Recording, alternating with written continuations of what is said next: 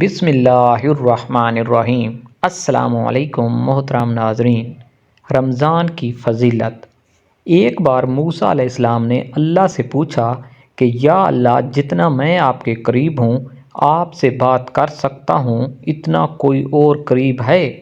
اللہ تعالیٰ نے فرمایا، اے موسیٰ علیہ السلام، آخری وقت میں ایک امت محمد صلی اللہ علیہ وآلہ وسلم کی ہوگی، اور اس کی امت کو ایک مہینہ ایسا ملے گا جس میں وہ خشک ہونٹوں، پیاسی زبان، سوکھی ہوئی آنکھیں، بھوکے پیٹ جب افطار کرنے بیٹھے گی، تب میں ان کے بہت قریب ہوں گا۔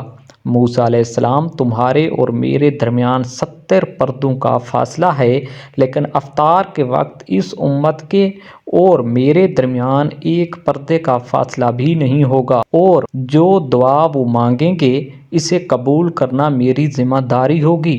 سبحان اللہ!